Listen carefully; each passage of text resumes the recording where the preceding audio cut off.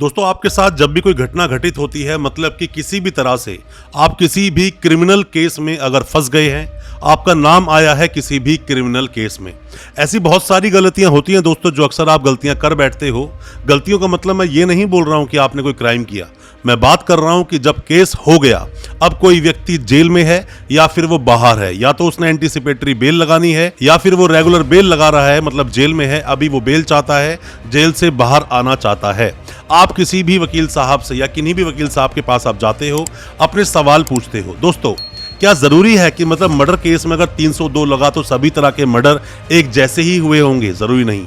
अगर पॉक्सो में सेक्शन 6 लगा है तो क्या सभी पॉक्सो केसेस में सेक्शन 6 में सेम तरह से ही अपराध किया गया होगा? ये भी जरूरी नहीं। अगर एनडीपीएस का मामला है तो सेम तरह से ऑफेंस होगा? बिल्कुल जरूरी नहीं। चीटिंग, फोर्जरी भी बहुत तरह की होती है। तो जब आप किसी भी वकील साहब से कोई सवाल पूछते हो और अगर बिना केस को पढ़े, बिना केस को समझे अगर वो आपको जवाब दे रहे हैं, तो आप पहले ये समझ जाइए कि उन्होंने जो आपको जवाब दिया या सवाल जो आपने पूछा जिसका आपको जवाब मिला, वो जवाब दिया जो उस धारा में उस सवाल के लिए एक आंसर है।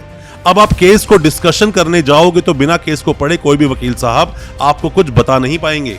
मैं आपको आज अपनी इस वीडियो में बताऊंगा कि क्या गलतियां आपको बिल्कुल नहीं करनी चाहिए जब भी आप किसी से सलाह लेते हैं, या कोई भी वकील साहब अगर आपका केस लड़ रहे हैं, आप कोई भी लॉ स्टूडेंट हो, अभी नए वकील साहब हो, केस को लड़ना सीख रहे हो, क्रिमिनल केसेस में प्रैक्टिस आप कैसे करेंगे, ये सभी बातें आज जो मैं बताऊंगा अपनी इस वीडियो में आपके बहुत काम आएगी। और आपका कोई भी सगा संबंधी अगर जेल में है या आप एंटीसिपेटरी बेल लेना चाहते हो तो भी ये सभी बातें दोस्तों आपके बहुत काम आएगी, क्योंकि मैं बात कर रहा हूं सारे ही उन चीजों पर जो प्रैक्टिकल हमारा खुद का एक्सपीरियंस है, जिन चीजों को हमने एक्सपीरियंस किया है, उन सब पर हम बात करेंगे अपनी इस वीडियो में। ज्यादा कुछ जानने के लिए दोस्तों बने रहिए हमारे इस वीडियो के साथ। नमस्कार दोस्तों, फिर एक बार स्वागत करता हूं आप सभी का अपने इस यूट्यूब चैनल पर जिसका नाम है क्रिमिनल प्रैक्टिस, और मेरा नाम है वीरेंद्र वर्मा। जैसा कि आप सभी जानते हैं, हम चीटिंग एंड फॉर्जरी जैसे संगीन केसेस पर डिस्कस करते हैं अपने इस चैनल पर और आपको बताते हैं आपके कानूनी अधिकार। अगर आपका भी नाम आया है किसी भी तरह के चीटिंग या फॉर्जरी जैसे संगीन केसेस में, तो हो सकता है कि ये वीडियो आपके बहुत काम का हो, इसलिए वीडियो को अंत तक पूरा देखें। दोस्तों जब भी कोई क्रिमिनल ऑफेंस होता है या घटना घटित होती है, हमेशा उस केस में बहुत सारी बातें हालांकि सामने आती हैं, पर कोई भी केस एक जैसा होता नहीं है। आप गलती कहां करते हो? गलती आप यहां करते हो किसी भी वकील साहब को जब आप करते हो, कोई भी वकील साहब जब केस में आते हैं, सीधा आप जाते हो, बोलते हो कि चीटिंग फोर्जरी का केस है। वकील साहब देखते हैं कि हाँ 420 लगा होगा, 67 लगा होगा, 68, 71, 120 बी लगी होगी। मैं 400 की बात कर रहा हूँ, मतलब 468, 467, 471, 120 बी, 420 लगी होगी। तो सारे ऑफेंसेस पर एक ही तरह से डील करना शुरू कर देते हैं। काफी सारे मामले दोस्तों ऐसे हैं जिसमें कि आप नॉर्मल तरीके से पैसे देकर निकल सकते हो, पर मैं आपको बता दूं 467, 468 जब आता है तो यहाँ कॉम्प्रोमाइज होता नहीं है। ऐसी पॉक्सो केसेस में देखा गया है, पॉक्सो 6 लगा है सेक्शन किसी पर और वो पीछे लग जाते हैं कॉम्प्रोमाइज करने में। वो सोचते हैं कॉम्प्रोमाइज हम कर लेंगे, लड़की हमारे फेवर में थोड़े वर्ड बोल देगी तो हम छूट जाएंगे। दोस्तों मामले जब बनते हैं ना स्टेट वर्सेस, मतलब कि अपराध दो तरह से होंगे, या तो किसी भी व्यक्ति के अगेंस्ट आपने किया होगा या फिर आपने स्टेट के अगेंस्ट किया होगा जो समाज के अगेंस्ट है। जैसे कि पॉक्सो जो मामला है दोस्तों वो समाज के अगेंस्ट है, मतलब आप किसी भी छोटे बच्चे के साथ कोई भी अगर गलत हरकत की तो वो समाज के अगेंस्ट एक अपराध किया गया है। एनडीपीएस के मामले भी ऐसे ही होते हैं, वो भी आप स्टेट के अगेंस्ट कर रहे हो, मतलब कि आप समाज, अपने देश का जो कानून है उसके अगेंस्ट कोई अपराध कर रहे हो। तो सभी जितने भी ऑफेंस होते हैं, जितने भी तरह के केसेस होते हैं, सभी को एक ही तरह से आप नहीं चला सकते। सभी केसेस के फैक्ट्स अलग होते हैं दोस्तों। सभी केसेस में जब कोई ऑफेंस घटित हुआ, क्राइम हुआ, उसको करने का जो तरीका है वो अलग होता है। सभी को आप एक तरह से ना लें। अब मान लीजिए किसी भी वकील साहब से आप मिलते हैं तो उन्हें क्या क्या पढ़ना चाहिए। आप नए वकील हैं तो आप क्या क्या चीज़ें पहले पढ़ेंगे अगर आपके सामने कोई केस आता है। सबसे पहले तो आप ये देखेंगे कि उसमें कंप्लेंट हुई है कि नहीं, मतलब कंप्लेंट अगर किसी ने हैंड रिटन दी है, जैसे पॉक्सो में कई बार हैंड रिटन दी जाती है कंप्लेंट, अगर हैंड रिटन कंप्लेंट दी गई है पहले आप उसको पढ़ें। फिर पुलिस ने क्या एफआईआर बनाई है उसको पढ़ें। अब एफआईआर लगने के बाद सीधा क्या होगा, चार्जशीट लगेगी। तो चार्जशीट लगने से पहले आप ये भी देख लें कि 90 दिन में चार्जशीट फाइल हुई कि नहीं। दोस्तों 167(2) का जो प्रावधान बोलता है जिसमें डिफॉल्ट बेल बोली जाती है, डिफॉल्ट बेल को आपको चूकना नहीं है। मतलब जिन केसेस में 60 दिन में चार्जशीट लगनी है, अगर 60 दिन में नहीं लगी, 61वें दिन आप डिफॉल्ट बेल बिल्कुल फाइल कर दीजिए। और अगर जिन केसेस में 90 दिन में चार्जशीट आनी है, 90 दिन में नहीं लगी अगर चार्जशीट, 91वें दिन आपको लगानी है डिफॉल्ट बेल अगर आप बेल चाहते हो। इन चीज़ों का विशेष रूप से आप ध्यान रखें। जैसे ही चार्जशीट लग जाए, चार्जशीट को देखिए, चार्जशीट के जो मेन पेजेस होते हैं आप देखोगे कुछ 10, 12, 15 पेज वो हो सकते हैं। चार्जशीट तो बहुत मोटी होती है, हालाते बयान से वो शुरू होती हैं चीजें, ऐसा लिखा होता है वर्ड, या ब्रीफ डिटेल ऑफ केस के बारे में ऐसा कुछ लिखा होता है। आप उसको पढ़ लेना पूरी तरह से, वो मेन जो पेजेस हैं आप वो पढ़ोगे तो आप समझ जाओगे। मतलब कि आप पहले कंप्लेंट पढ़ेंगे, आप उसमें एफआईआर पढ़ेंगे, चार्जशीट पढ़ेंगे। चार्जशीट को पूरा पढ़ें, बहुत बहुत अच्छी बात है। और अगर आप पूरी नहीं भी पढ़ रहे हैं क्योंकि आपके पास उस वक्त कम समय होता है जब कोई आपसे डिस्कस करता है, तो आप उसको मेन पेजेस को आप पढ़ लें। अगर उसी के अंदर कोई सप्लीमेंट्री चार्जशीट भी आ गई है, सप्लीमेंट्री चार्जशीट को भी बिल्कुल पढ़ें। साथ में अगर एफएसएल रिपोर्ट कोई आनी है, एफएसएल रिपोर्ट अगर नहीं भी आई है तो उसको देखें। आपको बहुत सारे ऐसे लूप पॉइंट्स मिल जाएंगे उस केस के अंदर जो अक्सर पुलिस गलतियां करती है, और उन सभी गलतियों का जो फायदा मिलेगा वो आपको मिलेगा। केस बहुत तरह से दोस्तों लड़े जाते हैं। कई सारे मामले फैक्ट्स पे लड़े जाते हैं, फैक्ट पर आप बात करते हो, फैक्ट पे आप आर्ग्यू करते हो। कई सारे मामले होते हैं कि मतलब उसके अंदर बेनिफिट ऑफ डाउट्स, मतलब कि आप केस के चलते हुए जज साहब के सामने इतने सारे डाउट क्रिएट कर देते हो कि वहाँ डाउट में हो जाता है कि इस व्यक्ति ने वो ऑफेंस किया भी या नहीं। या फिर आपने सुना होगा कई बार कि इसके अंदर लैकिंग ऑफ एविडेंस, उसके अंदर एविडेंस बहुत ज़्यादा लैकिंग होते हैं या एविडेंस को ठीक तरह से प्रोड्यूस नहीं किया जाता है। ये सब चीज़ें भी आपके बेनिफिट में आएंगी। दोस्तों एक बात को समझ लीजिए, हार के डर से ना लड़ना ही कायरता है। आपके ऊपर कोई केस हुआ और आप सोच रहे हैं कि एप्लीकेशन लगाने की, आप कोर्ट में एक एप्लीकेशन लगाना चाहते हैं पर आपको पता है कोई रूल ही नहीं है, तो दोस्तों कानून बनते हैं उन चीज़ों पर जो कि कोई भी समाज में ऐसी ज़रूरत जो होनी चाहिए। किसको पता था पॉक्सो एक्ट आएगा, किसको पता था एनडीपीएस पर एक मतलब मादक पदार्थ की जो डीलिंग करते हैं उन पर एक अलग से कानून आ जाएगा। अलग से कानून बनते हैं, जजमेंट्स आते हैं, गाइडलाइंस आती हैं, सुप्रीम कोर्ट तक आप जाइए। कोई प्रॉब्लम आपके साथ होती है, एक एप्लीकेशन आपने लगाई, नॉर्मल कोर्ट में आप गए, बेशक से एक्सेप्ट नहीं हुई, आप घबराइए मत, आप डरिए मत, फिर आप जाइए हाई कोर्ट में जाके एप्लीकेशन लगाइए, फिर भी उस पर अगर कोई भी सुनवाई नहीं होती, सुप्रीम कोर्ट तक आप जाइए। आपके पास रास्ते खुले हैं। हद से हद क्या होगा, एप्लीकेशन डिसमिस होगी और तो कुछ नहीं होगा, रिजेक्ट ही कर दी जाएगी ना आपकी एप्लीकेशन, पर आपको एप्लीकेशन लगानी जरूर चाहिए। अक्सर मैंने देखा है कि लोग कोई भी एक एप्लीकेशन, नॉर्मल सी एप्लीकेशन भी अगर होती है, वो लगाने से डरते हैं, वो सोचते हैं कोर्ट क्या बोलेगा। दोस्तों कोर्ट में अपने क्लाइंट के केस को प्रेजेंट करना ही आपकी ड्यूटी है, आपकी कर्तव्य आपका ये बनता है। कर्तव्य पथ से पीछे आपको हटना नहीं चाहिए। अगर वकील साहब अगर इस वीडियो को सुन रहे हैं और आप अगर क्लाइंट हैं, मतलब आपके ऊपर कोई केस हुआ है, जैसे हमारे पास कोई जब केस आता है तो मैं हमेशा अपने क्लाइंट को एक ही बात बोलता हूं कि आपको डरना नहीं है, मतलब घबराना नहीं है। आपको अपने वकील पर, अपने काउंसिल पर पूरा भरोसा रखना है। अगर जब तक आपको लगता है कि आपके वकील साहब आपके केस को बहुत अच्छे से रिप्रेजेंट कर पा रहे हैं, बेशक आपको रिलीफ ना मिल रहा हो दोस्तों, तो भी आपको केस को कंटिन्यू रखना चाहिए और केस को पुरजोर तरीके से लड़ना चाहिए। केस को लड़ना ही क्यों बोलते हैं, केस को करना क्यों नहीं बोलते? केस को लड़ने का मतलब आप अपने हक की लड़ाई लड़ते हो। बेशक से आपका कोई अपराध हुआ है, गलती से हो गया, फिर भी तो आपके वकील साहब आपका केस लड़ते हैं। तो आपको भी वहां पर निडर तरीके से डटे रहना है और साथ में हर चीज को पढ़ना है। 161 को पढ़ना है, 164 के बयान को पढ़ना है, एफआईआर को, कंप्लेंट को, चार्जशीट को, डिसमिसल ऑर्डर्स जो होते हैं। मान लीजिए कोई बेल आपके पास आ गई, सुप्रीम कोर्ट आपको बेल लगानी है, तो वहाँ पर आप सेशंस कोर्ट के पूरा डिसमिसल ऑर्डर ढंग से आप पढ़ो। जो इम्प्यूग्ड ऑर्डर जिसे आप बोलते हो वो बहुत अच्छे से पढ़ो।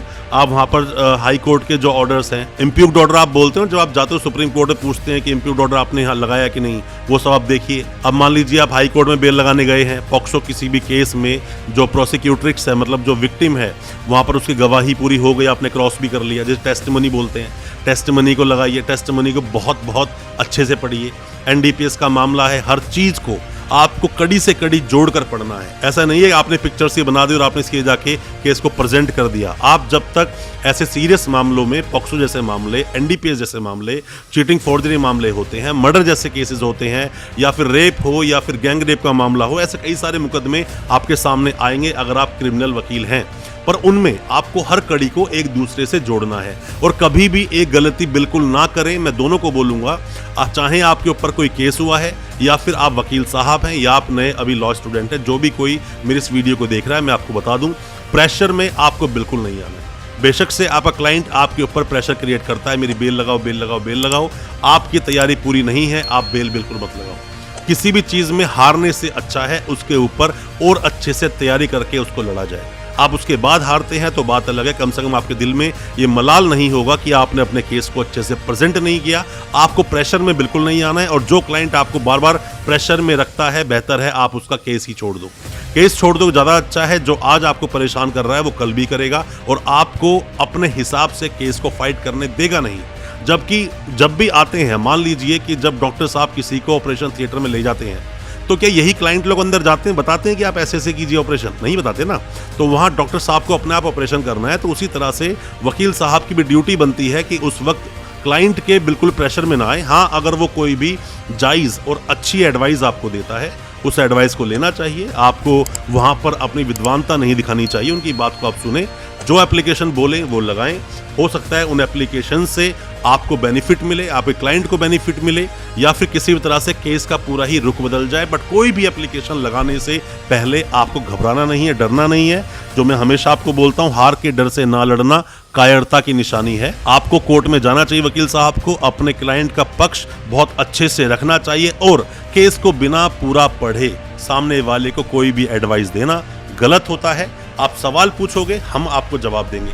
आप किसी भी वकील साहब से कोई सवाल पूछोगे, फ्री ऑफ कॉस्ट आपको जवाब दे देंगे। पर आप जब बात करते हो, सर मेरे केस को स्टडी करो, मेरे केस को बताओ, तो कोई भी आपको इतना वक्त नहीं दे पाएगा। इतना वक्त होता नहीं है, और भी केसेस होते हैं, उन पर भी काम करना होता है। अब दोस्तों, जब आपका केस चल रहा होता है, कोई भी सीरियस मामला जो होता है, जिन मामलों में आपको पता है कि मेरी बेल 1.5, 2, 3 साल तक नहीं होगी, उन मामलों के अंदर आपको पेशेंस रखना चाहिए। पेशेंस आप रखोगे, आपके केस को पुरजोर तरीके से बहुत अच्छी तरह से आपके वकील साहब कोर्ट में पेश कर पाएंगे।